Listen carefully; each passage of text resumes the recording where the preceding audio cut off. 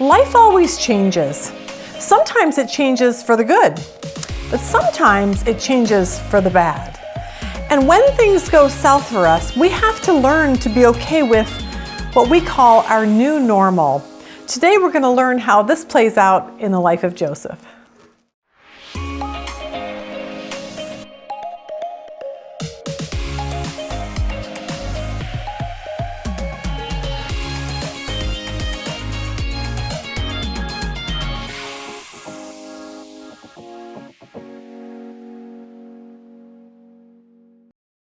All right, good morning. Welcome to our Genesis series. Glad you are joining us. We are actually on Genesis lesson 60, the never-ending book, but we're getting close, so that's good. Today we're going to talk about something that a lot of you are going to need to hear this. Because a lot of you, maybe something has changed in your life, and you are now living what we call a new normal. And we're going to talk about that today because Joseph is going to have to learn what that looks like also. So let's start here with a joke. How's that? There was a census taker knocked on the door of an old cabin up by the Appalachian Mountains. The door was answered by an unkept 13-year-old, really skinny little girl. The census taker said, "Can I speak to your dad?" And she's like, "He ain't here. He's been in jail for the last 2 years." The census taker said, "Well, could I speak to your mother?" "Well, she ain't here either. She ran off with the moonshiner." The census taker said, "Well, is there an older sister I can speak with?" "No, she's married and lives, with her 7 kids down at the bottom of the mountain." The man then asked, "Well, perhaps is there like an older brother here?" She said, "No." She goes, "He ain't here either. He's at Harvard." And the man said, "Harvard? What's he studying at Harvard?" And she said, "Oh, he ain't studying nothing. They're studying him." Okay, there you go. That's a dysfunctional family, just FYI on that. But that's kind of what we've seen from Jacob's family. There's just a little bit of dysfunction going on, as we saw last week, because it's pretty dysfunctional when your 10 older brothers want to kill you, okay? And they, like we saw last week, sent you off to another, Egypt. And then lied to their dad. So there's a lot of stuff that's very dysfunctional going on in their family. So today, what's going to happen is we finally got to Joseph, and we're super excited to find out, okay, what happens to him? He's now in Egypt. But what's weird is this particular chapter feels kind of completely out of place. So after we saw the tragic ending last week, where Joseph, Jacob's favorite son, comes down to, check on his brothers who are, in the fields up north. And the problem is that the older brothers knew that, of course, Joseph was, their daddy Jacob's favorite. And there was a lot of hatred and there was a lot of bitterness that went on with that. And so what happened is the older brothers wanted to kill their younger brother Joseph. And these brothers, they knew that Joseph was daddy's favorite, so there was bitterness, there was jealousy, there was just all of these things that Jacob actually, pushed these boys into feeling. And so these guys were pretty much filled with rage. They see Joseph coming, they're out tending the sheep, and they see him, and they decided they would throw him in a pit. And they would leave him to die. A cistern, actually, is what it was. But their older brother, Judah, came up with a brilliant plan. Instead of killing our brother Joseph, let's sell him. Let's sell him to some traders on their way to Egypt. We'll lie to Dad. We'll tell Dad that, Joseph died, got eaten by a ferocious animal. And that's what they did. And we saw that last week. But here was the problem, is that this was a chain reaction of sin. That's what happens. Think of this. Jacob's favoritism led to rivalry with his other sons. The rivalry led to jealousy. The jealousy led to bitterness. The bitterness led to hatred. Hatred led to murderous thoughts. Murderous thoughts led to selling Joseph and getting rid of their problem. Selling Joseph led to lying to their father and telling him that Joseph was dead. And here's what we learn about that. Sin leads to sin. It just does. And we need to remember that. But what we learned last week from this story, and what we'll learn from here on out, is that God is really big. And he's so big because he had a plan for Joseph's life. God needed Joseph in Egypt because God had a plan that Joseph could never see at the time. And so God used Joseph's brothers' hatred and Judah's idea, to sell him to these traders, to get Joseph to Egypt where he needed him. And I'm sure that Joseph had no idea what was going on. He didn't understand what God was doing, just like some of you are so confused at what God is doing in your life. But we always have to remember that no matter what unfavorable circumstance shows up in our life, we need to really stand on this fact. God knows, God is in it, and God wants to use it. There is always a good God outcome to what's going on in our life, no matter how horrible it seems to be. It's like this. There was an evangelist whose wife died, leaving him with 2 little boys. He hired a woman to stay there when he went off to, preach at his crusades, but he would always bring the boys something home, like a present whenever he returned. So one particular trip, he actually forgot to buy them gifts. So as soon as he walked in the door, he remembered, because his boys were like, "Daddy, what did you bring us?" And he said this. He said, "Boys, I'll tell you what I'll do." He said, "Let's go down to the store." And he says, "I'll let you buy anything you want." So they get in the car, they go to the store, and they first go to the candy counter. They decided they want some candy, but Dad said, "You know what, let's keep looking for a while." So next they came to the video games. And the boys are like, "We want a video game." And the dad's like, "Let's keep looking for a while." They moved farther back where they got to the sporting goods, and they saw basketballs, and the kids are playing with the basketball. "Dad, we want a basketball." He said, "You know what, let's just look a little bit longer." Finally, they went all the way to the very back of the store, and up against the wall were 2 shiny 10-speed bicycles. And the dad said, "How would you like those?" And the boys left the store thinking they were just going there to get candy, but instead they left with something beyond their imagination, a 10-speed bicycle. And that is like the story of Joseph. He's going to feel abandoned, forgotten, hurt, afraid at the beginning.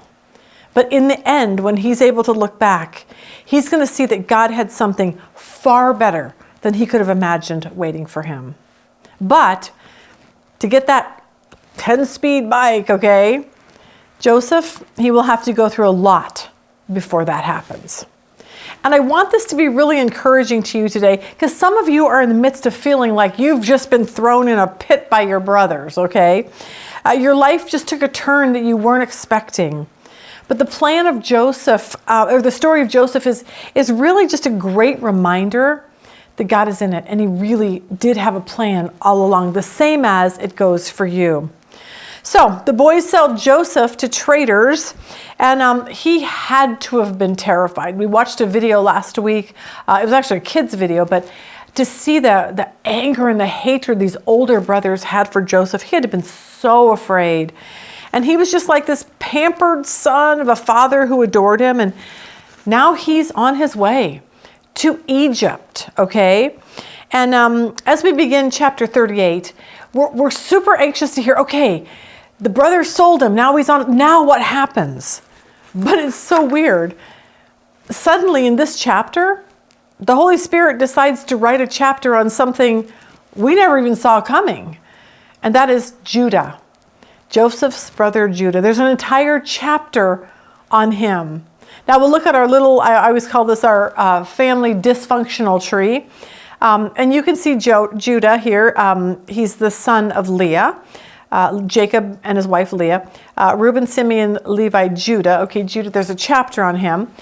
And Judah's the one who came up with this plan to sell Joseph. All the brothers wanted to kill him. So this plan was a little bit nicer than what his other brothers wanted to do.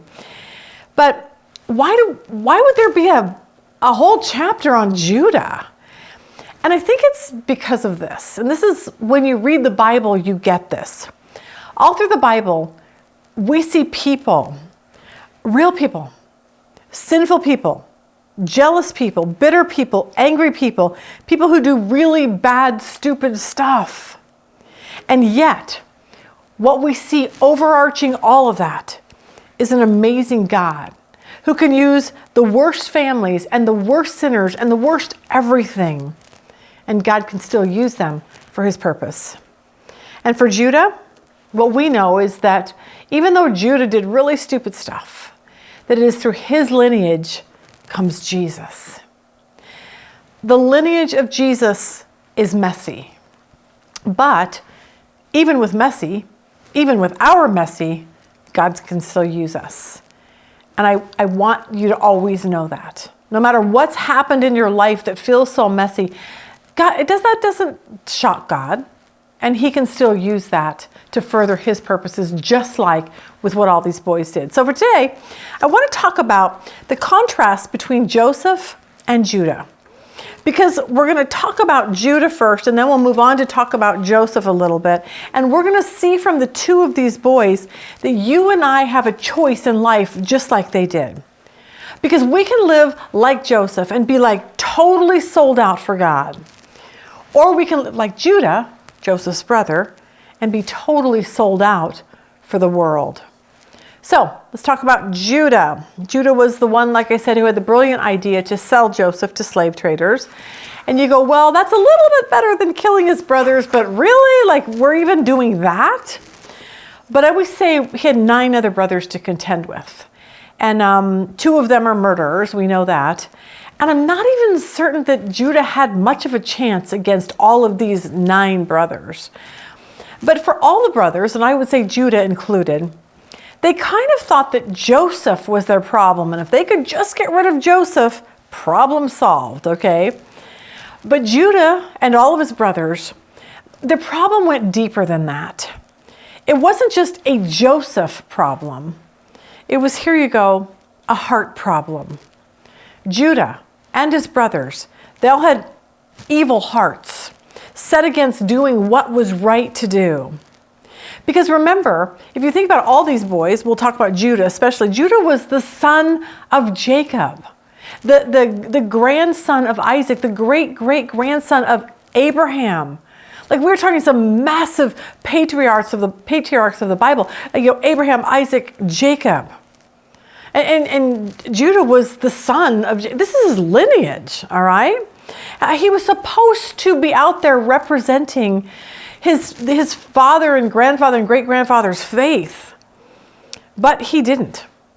He made a decision to choose the things of the world over the things of God. And so when we are done with today's lesson, I want us to answer this question: who do I resemble most? Is it Joseph or Judah? So last week we left off, Joseph is now in Egypt. His father, Jacob, is beside himself with grief. Jacob was told that Joseph was dead. So he never went looking for him because he just assumed that what the boys told him was true. But Judah knew that that wasn't true. He knew that Joseph was alive. So I wonder if it just ate away at Judah. If he just wanted away from, his brothers were that reminder, his father's grief was that reminder that they lied, that Joseph's still alive, but they lied to their dad. And that had to have eaten away at him. So we pick it up at Genesis 38. At that time, it starts off in verse 1, and you go, well, what time is that? You're like, after Joseph went to Egypt, that time, all right? Judah left his brothers and went down to stay with a man of Adullam named Hira.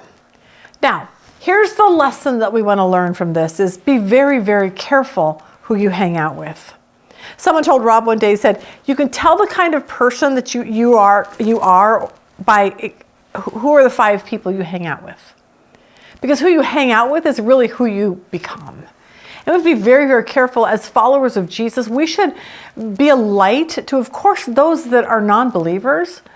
But if we hang around non-believers and go party with them, go to the bar with them and do stuff like that, then we'll live a life like Judah. Never ever sold out for God. And I don't want that to happen to us. 1 Corinthians 15:33 says this: do not be misled. Bad company corrupts good character. And we'll see that with Judah. Hira, who Judah went to visit, was a Canaanite. He was a pagan, a worshiper of false gods, worldly, cared about everything else but God. And this is who Judah goes to stay with and hang out with. And while he's there, a place where he shouldn't have been, he meets a woman. Now remember, Judah's supposed to marry a woman who loves God, the God of his family's father. This God, let's see if I say that right. The God of his fathers, his God of Abraham, Isaac, and Jacob. I guess that's a better way to put it. Because remember, this is the nation that we know as the Jewish nation, but this is the nation that God set his love on, the Jewish people, to be his people. But Judah apparently doesn't want to do that. He sees a cute Canaanite girl, decides he wants to marry someone he's not supposed to. Verse 2, there Judah met the daughter of a Canaanite man named Shua. He married her and lay with her. She became pregnant and gave birth to a son who was named She conceived again and gave birth to a son and named him Onan. She gave birth to still another son and named him Shelah. It was at Chezib that she gave birth to him. So Judah has 3 sons. While Joseph is stuck in Egypt, Judah now has 3 boys. But his firstborn, has now gotten to the point of being of age to marry. So, back then they probably got married when they were like 14. Verse 6 says this, Judah got a wife for his firstborn, and her name was Tamar. But Judah's firstborn, was wicked in the Lord's sight, so the Lord put him to death. Now, the Bible doesn't say what Er's problem was, but he was so wicked that God literally killed him. And it was kind of like, well, 1 son down. So the next section seems weird to us, so I'll explain it. So watch this, verse 8. Then Judah said to Onan, which is his second son, lie with your brother's wife and fulfill your duty to her as a brother-in-law to produce offspring for your brother. Now, people are like, what? Like that would be like if your husband died, then you would need to go and sleep with, your husband's brother to make sure the family name is intact. But what's going on is this. In Deuteronomy 25, we see this. Verse 5. Moses said this, if brothers are living together and one of them dies without a son, his widow must not marry outside the family. Her husband's brother shall take her and marry her and fulfill the duty of a brother-in-law to her. The first son she bears shall carry on the name of the dead brother so that his name will not be blotted out from Israel. So basically, all of this has to do with land, with inheritance, with family, lineage, all of those kind of things. And making sure that if a man died and he didn't have any children to pass on his name, then it would be carried on through a brother, the next in line. Now, I'll show you a picture of this. I'll put this up here. Think about this map. Each one of Jacob's 12 sons would get a portion of the land. So you see Judah, we're talking about him. He gets the portion down south. Simeon, who's, one of the murderers, he gets some land down there. You see Reuben and Gad, Manasseh and Ephraim, those are Joseph's kids. So there's a lot of stuff going on with this map, but you'll see that each one of them has a piece of the land. And that's what they're trying to preserve.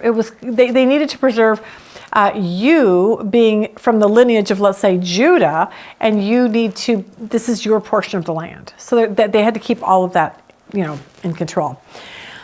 But Onan, Judah's second son, was selfish, and he did not want to have a son with his brother's wife Tamar, because then the son would not be considered his, it would be considered his brother's. So he came up with a plan, verse 9. But Onan knew that the offspring would not be his, so whenever he lay with his brother's wife, he spilled his semen on the ground to keep from producing offspring for his brother.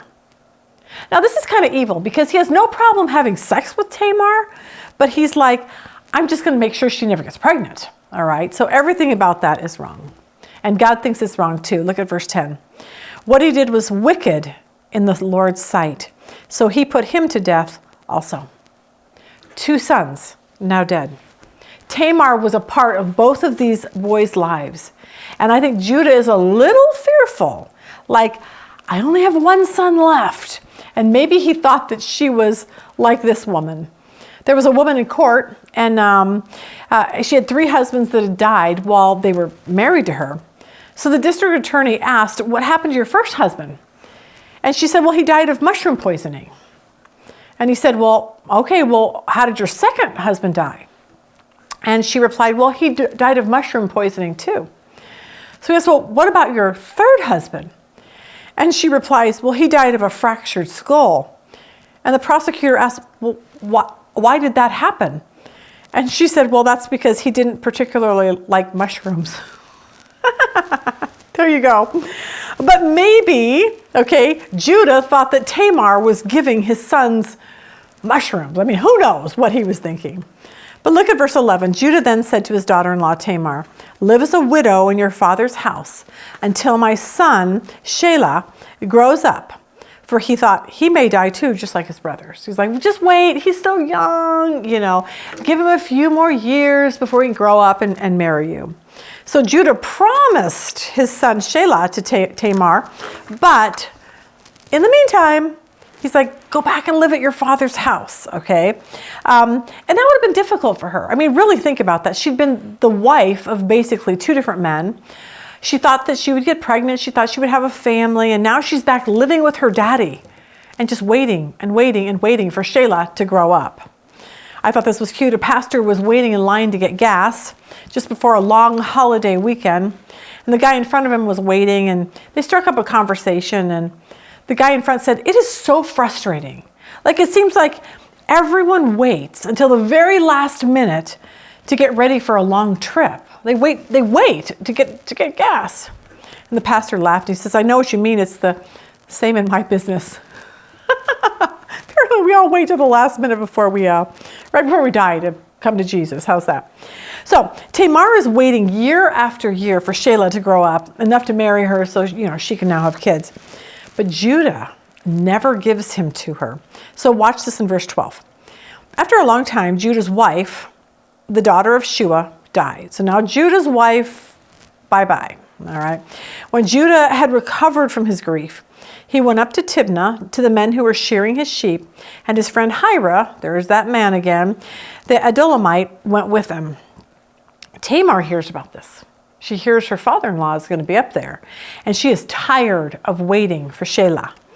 Verse 13, when Tamar was told, your father-in-law is on his way to Timnah to shear his sheep, she took off her widow's clothes, covered herself with a veil to disguise herself, and then sat down at the entrance to Enaim, which is on the road to Timnah.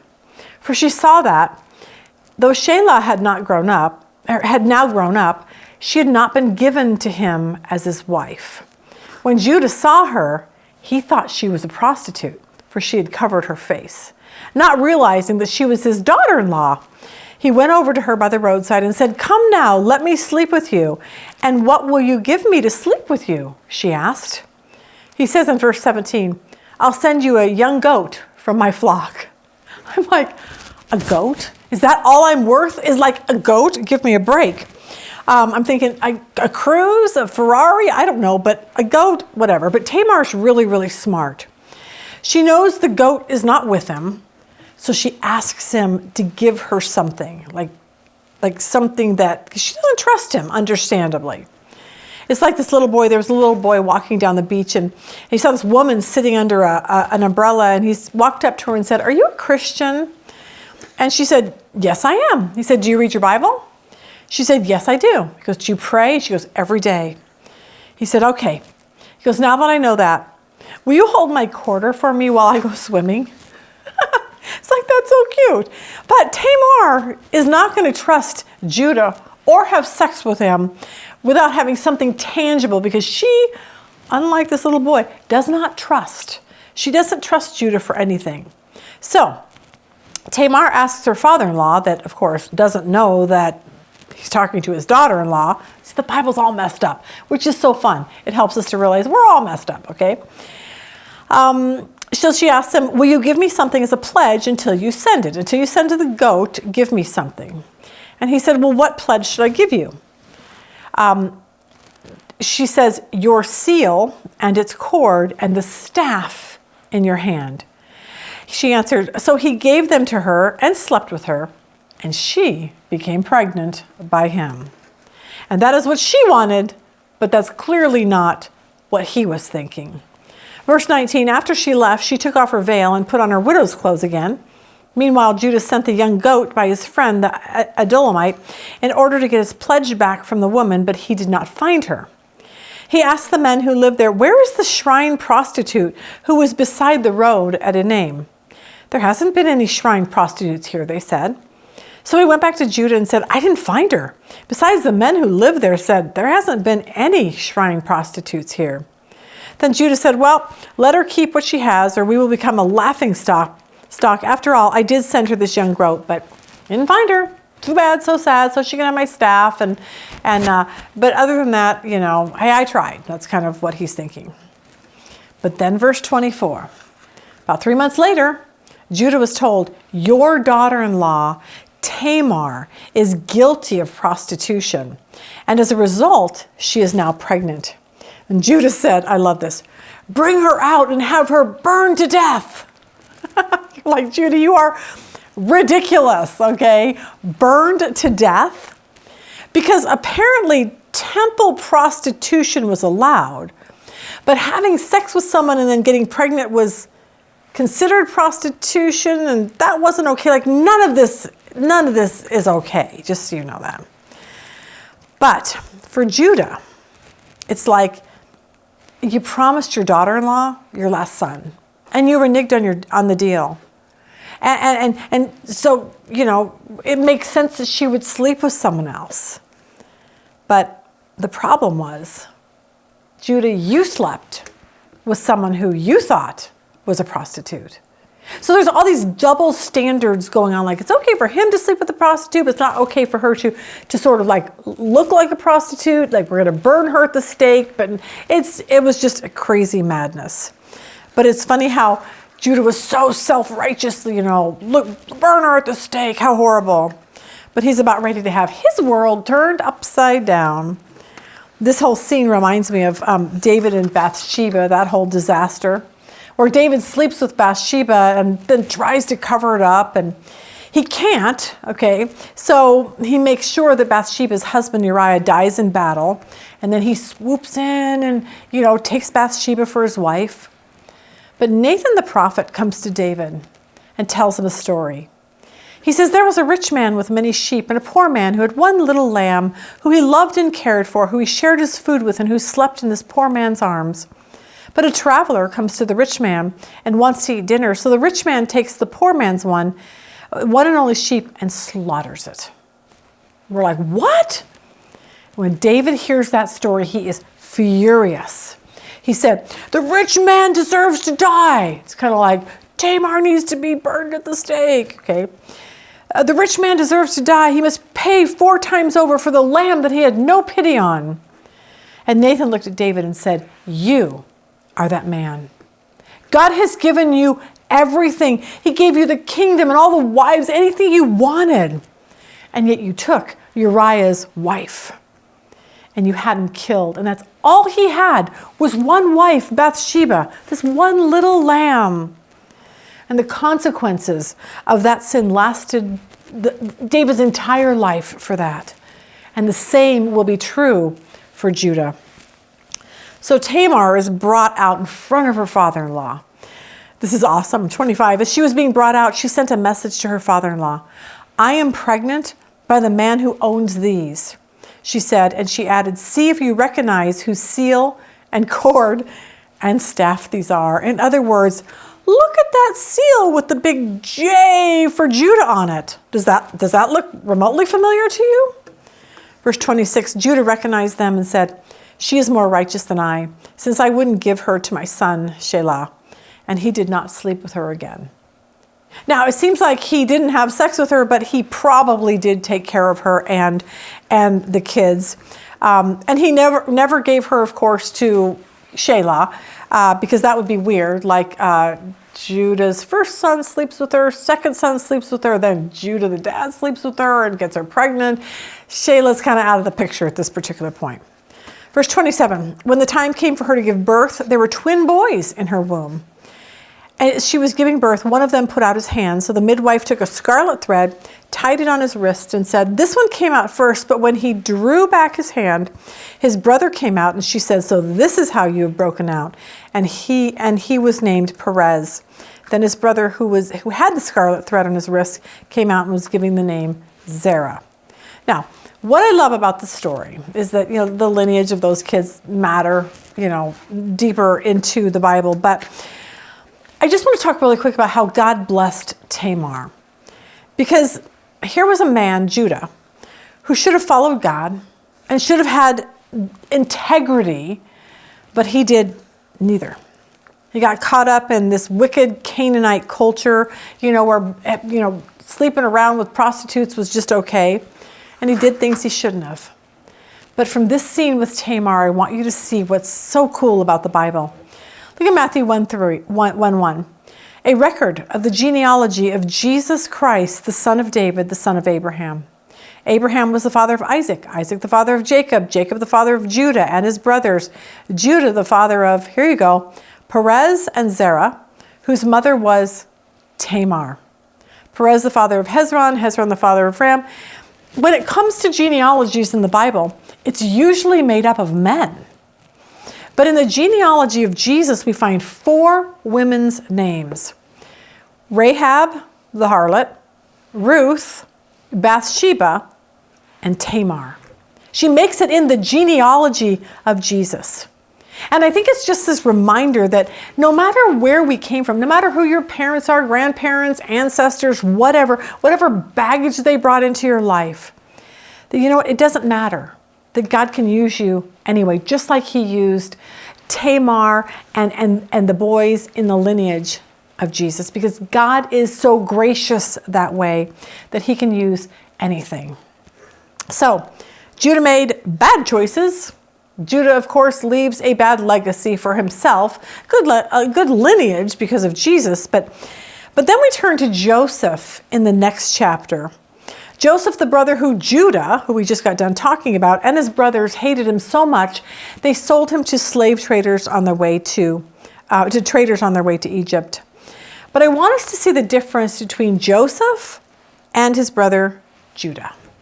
So we left off with Joseph, and he's on his way to Egypt. But think about it. There's no planes, trains, cars, nothing like that. It's a big trip. Here's a map right here. You can see they were in Dothan when the traders came through there. And now Joseph is on this trader caravan on its way, look, all the way down to Egypt. That's a long way. Probably took weeks and weeks to get there. But I bet this time he's so confused. And he had to have been frustrated and angry and just wondering, how in the world did my life take such a horrible turn? Which is why, this is such a great passage for some of you today. You might be just there. Maybe you feel like you're in the middle of the trek to Egypt, okay, wondering, how in the world did I just get here? What just happened? Genesis 39:1, now Joseph had been taken down to Egypt. Potiphar, an Egyptian who was one of Pharaoh's officials, the captain of the guard, bought him from the Ishmaelites who had taken him there. As sad as that verse is for Joseph, I want to give you some hope, because this hope comes from Jesus himself. John 16:33, basically when you surrender your life to Jesus, here's what Jesus says. In verse 33, I have said these things to you, that in me you may have peace, because in the world you will have tribulation. But take heart, I've overcome the world. Jesus didn't say, you might have some tribulation, some people might not like you. He said, you're going to have tribulation in this world as a follower of his. But we also know the rest of the story, which Joseph is going to learn, which is the Romans 8:28. We know that God causes all things to work together for good to those who love God and to those who are called according to his purpose. He's saying, look, we know as followers of Jesus that he promises that even treks to Egypt are going to work out for good. All things work together for good, even trips to Egypt. Max Lucado wrote a book called You'll Get Through It, and it's actually on the life of Joseph. And I've used this illustration before, but it's always a great reminder. Max Lucado lives in Texas, so he said that they were rebuilding a highway near his house. 3 lanes were transformed into 1. And we know how much problems that causes when that happens. Traffic jams, frustrated people, everyone's honking their horn. Just wondering, how long is this dumb construction going to last? But Max's next door neighbors had a completely different perspective because they were highway engineers and they worked for the Department of Transportation. And they endured the traffic jams and the frustration and the honkings differently. Because of this, they have seen the master plan. They know how it will turn out. They've seen it. They've seen the drawings. They've seen the plans. They're not worried about the momentary, like, yeah, this is frustrating, and yeah, 3 lanes went to 1 and whatever. But they've seen this big master plan. And that is how changes in our life should be met. With a smile, with the knowledge that our master, God himself, he has plans for our life too. And he promises that even treks to Egypt will all work out for good. But change is still difficult. It is. We can say that in theory and it is true, but still going through it, it's very, very hard. And I can imagine for Joseph, he must have been deeply, deeply afraid and wondered each day, where is my dad? Why isn't he coming for me? I bet he looked down the road every day and was expecting to see his dad running. Hey, Joseph, Joseph, Dad's here to protect you. And yet day by day, nobody came. Nobody showed up to take him back to his old life. And we're like that too. We keep expecting our lives to go back to normal, and yet sometimes to get to this new place God has us, God gives us a new normal. Something completely new. The new normal for you could mean going through life single after a divorce. It could mean being jobless, and then having to move because of that. That's a new normal. I remember when Rob worked for his family when we got married, and we had a nice home and 5 kids and making good money. And he called one day and said, I quit my job. And I'm like, you did what? Okay. But our new normal consisted of moving out of our home. We didn't have any money. My mom was so cute. She would bring us over Downy and laundry soap and stuff like that. But for us, that was just a new normal. Like it was a very new normal for us. For you, your new normal could be like you got sick and you've been bedridden for 3 months. That's a new normal. Maybe for you, your new normal was your last child just got married. Maybe your last child went off to college, okay? But what if we looked at all of these changes in our lives positively instead of negatively, like, poor me, I can't believe it happened to me. Stop. Let's do it like positively, like, okay, God's got me moved to a new place, a new season in life. Now, how can I like be the best follower of Jesus in a place that is new and I don't understand it? Because here's the problem. The problem is that we can't get over how things used to be. We just can't.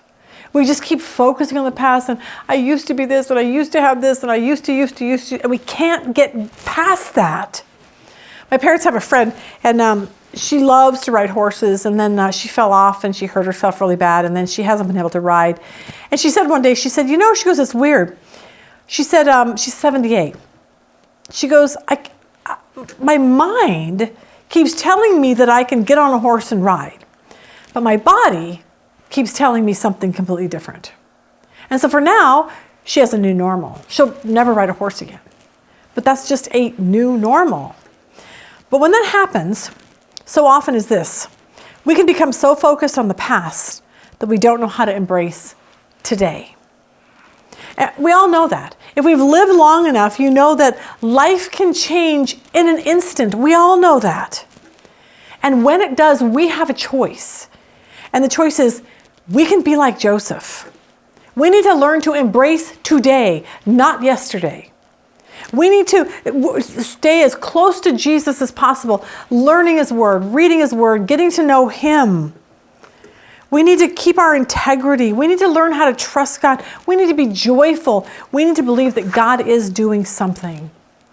Because if we don't go down that path, then we're going to be like, I'm mad at God. I'm going to walk away from him. I don't like this new path I'm on. I want my old life back. This isn't fair. Blah, blah, blah, blah, blah. And Joseph could have done that. But thankfully, he didn't. So what we learn from the story is that whatever your new normal is, and as bad as it is, like it is with Joseph, here's what you need to learn. Genesis 39:2. The Lord was with Joseph. So he became a successful man, and he was in the house of his master, the Egyptian. The Lord was with Joseph. In Joseph's darkest hours, the Bible tells us the Lord was with Joseph, and that is a word for you. Regardless of what dark place you're in, you can be assured that the Lord is with you too. God had a purpose for Joseph and a plan for his life, which included a trek to Egypt and some really tough days ahead. Those included heartache and sadness and betrayal and change and all those things that we hate. But here's the truth of the matter, that when you decide to surrender your life to Jesus, somehow there's some churches that teach, just come to Jesus and everything will be fine, and he's going to give you everything you need, wealth and prosperity and health and all of those kind of things. But the Bible actually doesn't say that at all. Your life will probably get more difficult if you truly understand what it means to follow Christ. Here's what you need to know, is that God does allow seasons in our lives where we're going to be on that road to Egypt, wondering how in the world did we get here? And yet, if we grow up in our faith enough, then we can stand on his word. And we see the great news is this: through all the bad, God is still there. And the same is true for you. If you are a Christian, you can be assured that God is not shocked at what is going on in your life. He might have moved you to a new place, a new job, a new relationship, a new whatever, but you can know without a doubt that God has a reason for allowing that into your life. Because think of this. So many of us just get stagnant as Christians. Life's going good. We like life to go good. We don't want anything bad to happen. But think of Joseph's life back home with his dad and his brothers. His daddy took really good care of him, coddled him, pampered him. And in that environment, he would never grow up. He would never become the man God needed him to be. So God needed Joseph somewhere where he could stretch his faith and teach him to trust him. And for you and for me, God may have to do the same. God may be putting you right now in some really difficult situations that are out of your control, totally uncomfortable, to where the only one you can lean on is God himself. And you start recognizing he's the one who controls it all. So we're okay with that because we're going to trust him. But our first reaction is usually not that. Our first reaction is usually panic. But it doesn't have to be. Even though our tendency in life is to become fearful, anxious, questioning God, like, where are you? Don't you see this is happening to me? Why aren't you stopping this pain? Why can't you give me my old life back? And yet, when we give our circumstances to God and say, all right, God, what are you doing here? What happens is our perspective changes. And instead of questioning God, now we can say this: God, I know you are there. God, I know you see everything that's happening. God, this is so painful, but I know you will use my pain so people see you in me. God, I loved my old life, but I know you are moving me to a new life where you want to use me. See what happens when we add God into our difficult days? What happens is we go from an inward to focus to an upward focus. Instead of it looking, I'm discouraged, I'm so sad, and I'm so miserable, and my life is so pathetic. Now we can wake up in confidence and say, whoa. I'm not going to look within, I'm going to look up. And I'm going to know that God is in this. And then we have to stand on his promise. And look at these promises. Isaiah 41:17 says this: the afflicted and needy are seeking water, but there is none, and their tongue is parched with thirst. I, the Lord, will answer them myself, as the God of Israel. I what? Will not forsake them. That's a promise. He will not forsake you. Psalm 94:14, for the Lord will not abandon his people. nor will he forsake his inheritance. The Lord will not abandon you in your new normal. 1 Samuel 12:22, for the Lord will not abandon his people on account of his great name, because the Lord has been pleased to make you for a people for himself. He's saying, I will not abandon you. I will not forsake you. But in the midst of the problem, I get it. That's tough to remember. That's why memorizing scripture, knowing it, putting it on your refrigerator, reminding yourself of it daily is of utmost importance for us. Max Lucado's book, the one I talked about, You'll Get Through It, he wrote a story in there about a woman named Kristen Taylor. And when I read this story, it was many, many, many years ago, I was like, oh my gosh, I need to have Kristen come and speak at Bible study. So we brought her in. You can actually go onto our website, womensbiblestudy.com. You can look under guest speakers and see Kristen Taylor. And her story is just completely amazing. But the thing is that at the time she wrote this, what I'm going to read to you, she was pregnant. Her 7-month-old daughter was very, very sick. They had no idea what was wrong with her. So this is what she put in her blog. She said, multiple hospital stays with my daughter were exhausting, but I held faith. Losing Brian's family members one by one until there was only one left, who was then diagnosed with stage 4 brain cancer, was incomprehensible, but I still held faith. Being hospitalized 7.5 weeks with a placental abruption was terrifying, but I held faith. I held to the faith that God works for my good. And though I did not necessarily understand the trials, I trusted God's bigger, unseen plan. God and I had a deal. I would endure the trials that came my way as long as he acknowledged my stopping point. He knew where my line had been drawn, and I knew in my heart he would never cross it. But he did. I delivered a stillborn baby girl. With my daughter Rebecca still at home on a feeding tube and her future health completely unknown, it was a foregone conclusion that this baby was so wanted and loved would be saved. But she wasn't. My line in the sand was crossed. My one-way deal with God shattered. Everything changed in that moment. Fear set in and my faith began to crumble. My safety zone with God was no longer safe. If this could happen in the midst of our greatest struggles, then anything was fair game. For the first time in my life, anxiety began to overwhelm me. Now, I want to stop there and say, I think that's how a lot of us feel. We have this little agreement with God. We surrender our life to Jesus and we say, you know what, God, you can have everything but, and then we give him a list. You can't have my spouse, my children, my family, my home, my blah, blah, blah. Those are mine. Don't cross that line, God. You can have certain parts of my life, but not everything. But what happens when God crosses that line? For Kristen and even Joseph, I would say, we learn from them. What happens when someone is taken from you? When your job is taken from you, when your retirement shows up, you lose your health, like whatever it is, what do? Because that seems like a line that God has crossed. But I love how Kristen ends her blog, and it's a really great thing that you and I need to get, the place we need to get to. I know I wasn't there when I had little kids, but I look back and I think I didn't know what I know now.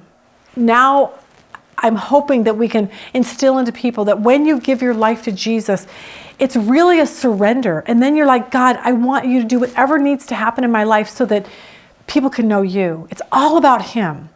I don't know that we're being taught that very much, but that's just the truth of the matter.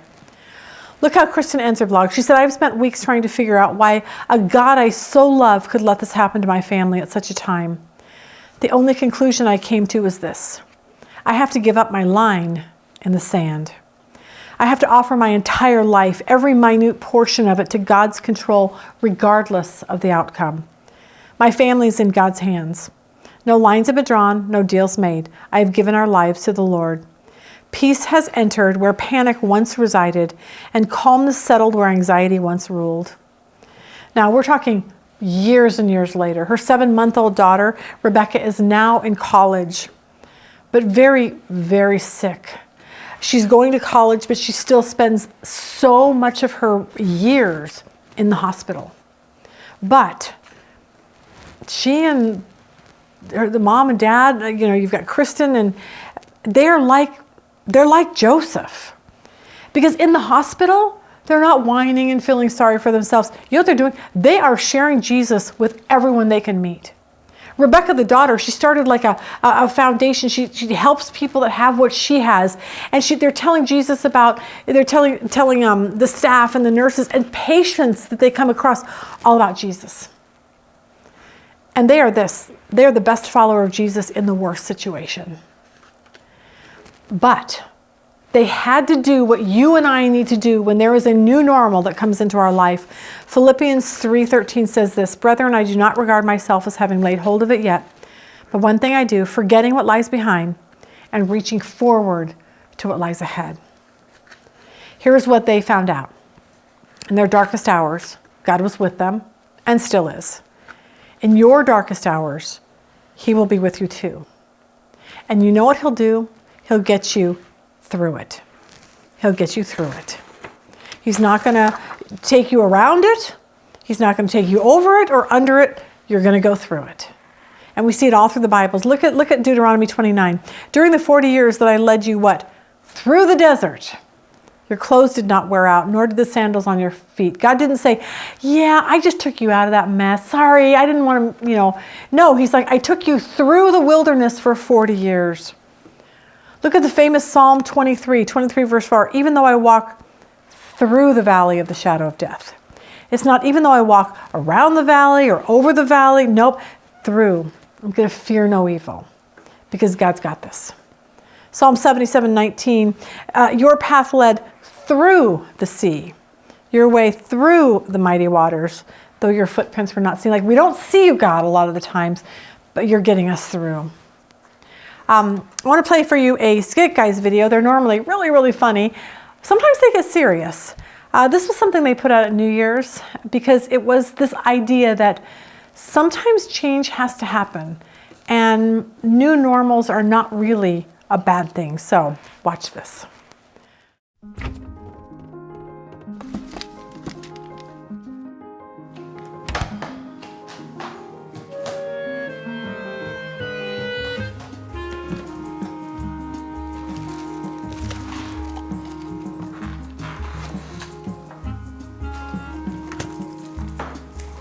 Go.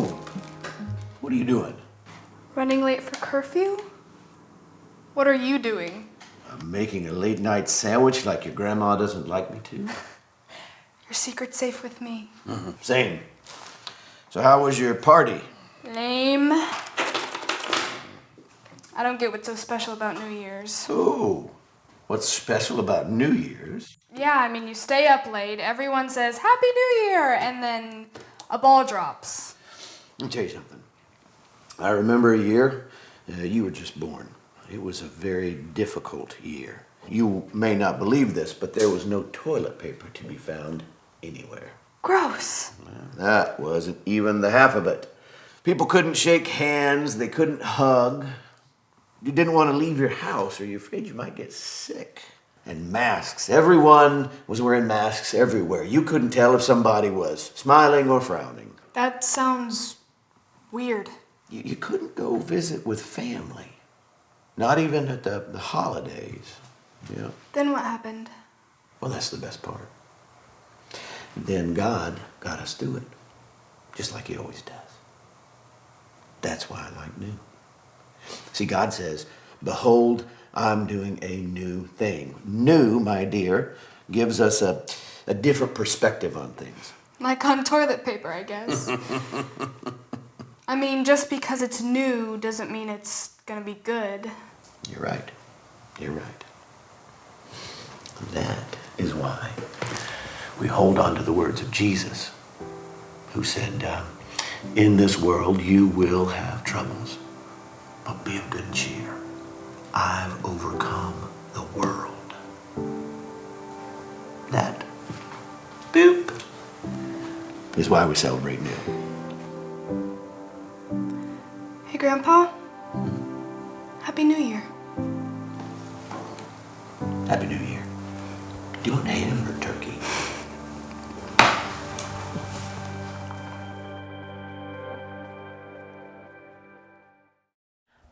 think reminding us that the Lord is with us as we go through the tragedy, through the heartbreak, through the depression, through the sickness. He got us through COVID. I think remembering that the Lord is with us is really, really important. And knowing that the day will come that you and I have to do what Joseph did. And that is move on. Move on. He recognized his father was not coming back for him. He most likely had to accept the fact that he was never going back to his family. And for Joseph, he decided it was time to move on and accept where God was placing him at this new place, scary place. And for many of us, that's what we need to do. That might be what you need to hear today. It's time to move on. And that could play out in a whole bunch of different scenarios. Like, I had money all of my life, and now because of the economic situation, I don't have any and I'm not able to do what I used to be able to do. Well, it's time to move on and enjoy where you're at, regardless of whether you have money or not. How about I was married most of my life, and yet my spouse walked out the door, and now I have to learn to do things on my own. Okay, well, it's time to move on from worrying about your ex and enjoy where you are. How about this? I raised my children to be a part of my life, but then they all moved away and I'm left all alone. Okay, it's time to move on and enjoy where you are now. How about this? I had a job and I planned to retire from it, and I was just let go because the company downsized, and I'm just so bitter. Well, stop. It's time to move on and enjoy right where you are. For someone else, there's so many things I planned on doing in my life. Like, I had this bucket list. And I just found out I'm sick. And I probably will never do any of them. Well, it's time to move on. Enjoy where you're at. Let God use you right where you're at.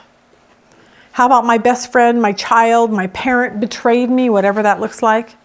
It's time to move on and enjoy where you're at. My employee started his own business in competition with me. Okay, well, it's time to move on. Stop being bitter about it. Stop being angry. Stop it. Move on. Enjoy where you're at. That's what we need to do. So what we learn from Joseph is that in order for God to get Joseph to the place where God needed him, life as he knew it had to change. It had to. And because of that, Joseph learned that he had to move on. Forget the past. Enjoy where God had placed him today, even though it was in Egypt, even though it was a bad situation for him. But he learned that his life was filled with chapters. And he recognized that the season or the chapter that he had living with his doting father and horrible brothers, that was a season that's gone. And now God was going to do something new for Joseph, just like he'll do for you and for me. But it may not take a year or 5 years. It may take 10 years. We don't know. But the amount of time doesn't matter. But what does matter is this: our attitude, our perspective. Our attitude should be this: to be the best follower of Jesus in the worst situation. And we can learn that from Joseph. Because even though he'd been ripped from his home, ripped from his father, he didn't seem to complain. Like, he made the best of where God had placed him. He dug in right where he was at. He didn't seem to be depressed. He didn't, seem to let the bitterness for his brothers destroy his life. And because of his attitude, those around him saw something that set him apart from most people. And that's a really good reminder. Because when something happens in your life, what do people around you see? What do your kids see? What do your parents see? What do your friends see, your neighbors? Are you constantly complaining? Are you constantly unhappy?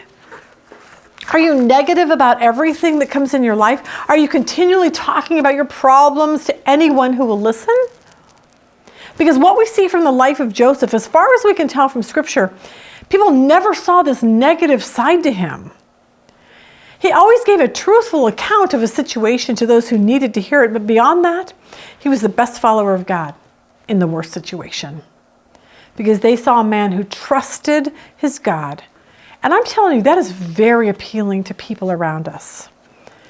Consider what our purpose is as a Christian. We are to love God, and we're to share Jesus with those around us. But many times the people that need to hear about Jesus are in places that we would rather not go to. Prisons, cancer waiting rooms, unemployment lines, divorce courts, hospital rooms, homeless shelters. But when we can start adding God into every one of our devastating circumstances, then what happens is we can say, all right, use me wherever. Maybe you're able to share Jesus with the person that's sitting next to you as you're getting chemo treatments. Maybe it's the waiting room at the hospital, and you're able to share Jesus with them. I don't know. God just needs us to face new situations with joy and peace. Even situations like all those places we would rather not be. But we need to get to the point of understanding that's what it means to surrender our life to Christ. God, I'll go anywhere for you. Prison, waiting room, cancer cells, homeless shelters, whatever. Just use me. Life is short.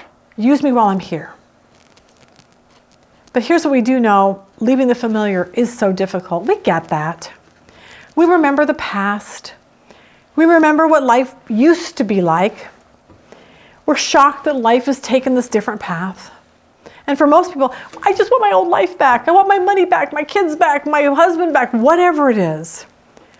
But we have to get to the point of understanding, like I said, what it means to follow Christ. Following Jesus means surrender everything to Jesus. My life is yours. Do whatever you need. I was reading this book called Defying Jihad. And it was really interesting. Of course, she lived in Pakistan, where it's like pretty much 99% Muslims. She has a dream about Jesus. She ends up giving her life to him. But she knows she probably will die because of her faith. She tells her dad. Her dad's like furious. It's going to be like one of those honor killings. That next day, they're going to the neighbors are going to get together and they're all going to murder her because she's left Islam. So that night, in the middle of the night, her mom gets her out and says, you need to run for your life. And she does. But there was a huge price to following Christ. She, as at the time of the writing of the book, she'll never see her family again, most likely. She doesn't even know if her parents are alive. She doesn't know if her mom's alive. She ends up, in country after country after country. But she's alive. And she's alive to tell her story that Jesus is worth it. She's lost everything, but Jesus is worth it. That is what surrender looks like.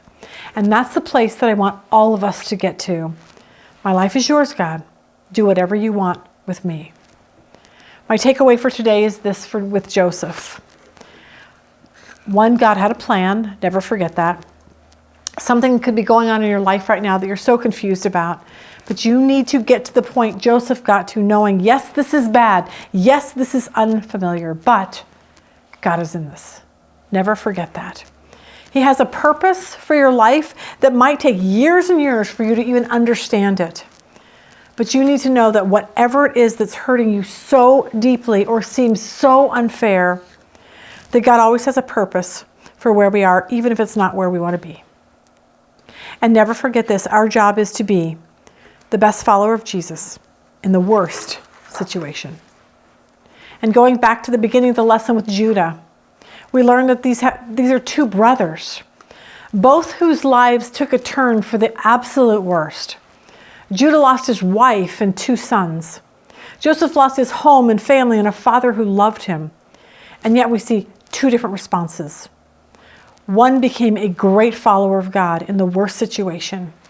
The other one was a terrible follower of God in the worst situation. And I just want to ask you, which one are you going to be? I hope this helped someone today. Have a really good day.